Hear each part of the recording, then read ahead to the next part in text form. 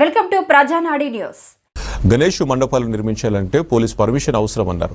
ఎలాంటి అవాంఛనీయ సంఘటనలు అల్లర్లు జరగకుండా ఎప్పటికప్పుడు మండపాల వద్ద మానిటరింగ్ చేసి పండుగ సందర్భంగా తీసుకోవాల్సిన జాగ్రత్తలు మనం ఇప్పుడు ఏ మండపాలు పెట్టాలన్నా సరే ఇప్పుడు ఆన్లైన్లో అప్లై చేసుకోవాలి, మాన్యువల్ కూడా చేయొచ్చు.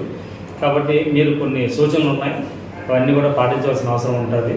ఎప్పుడైతే మీరు మీ తాలూకు ఇన్ఫర్మేషను ఎక్కడైతే మీరు మండపం పెట్టాలనుకుంటున్నారో ఆ ప్లేస్ మాకు ముందుగా చెప్పాలి. ప్రైవేట్ ప్లేస్ అయితే వాళ్ళ తాలూకా పర్మిషన్ తీసుకోవాలి, గవర్నమెంట్ ప్లేస్ అయితే కన్సర్న్ డిపార్ట్మెంట్ తాలూకా పర్మిషన్ తీసుకోవాలి. అదేవిధంగా పర్మిషన్ తీసుకోవాలంటే ఆన్లైన్లో మీరు అప్లై చేసుకోవాలి. చేసిన తర్వాత police, panchayati, fire, electrical department వాళ్ళు వచ్చి వెరిఫై చేస్తారు. అక్కడ చలానా ఎంత కట్టాలో చెప్తారు. దాని ప్రకారం మీరు చలానా కట్టిన తర్వాత మళ్ళీ మాకు అప్లోడ్ చేస్తే దాన్ని మేము అప్రూవ్ చేస్తాం. తర్వాత ఏం చేయాలంటే దాని క్యూఆర్ కోడ్ ఒకటి వస్తుంది. ఆ క్యూఆర్ కోడ్ ప్రకారము మీరు ఆ మండపం దగ్గర పెట్టాలి.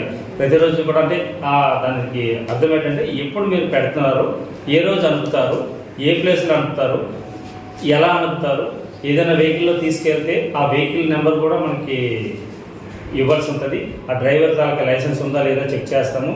అదేవిధంగా డ్రింక్ చేసి అలవాటు పెట్టకూడదు, ఆ రోజు డ్రింక్ చేసిన వాళ్ళు డ్రైవ్ చేయకూడదు.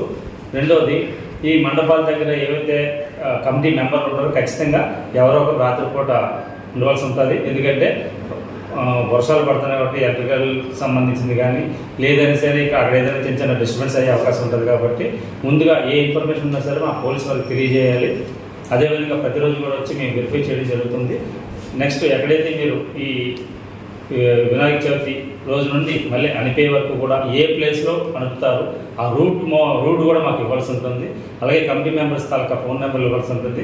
ప్రతి ఒక్కరు కూడా అక్కడ చిన్న డిస్టర్బెన్స్ లేకుండా ఈ పండుగ అందరూ కూడా జరుపుకొని చెప్పేసి పోలీసు వాళ్ళని తెలియజేస్తుంది.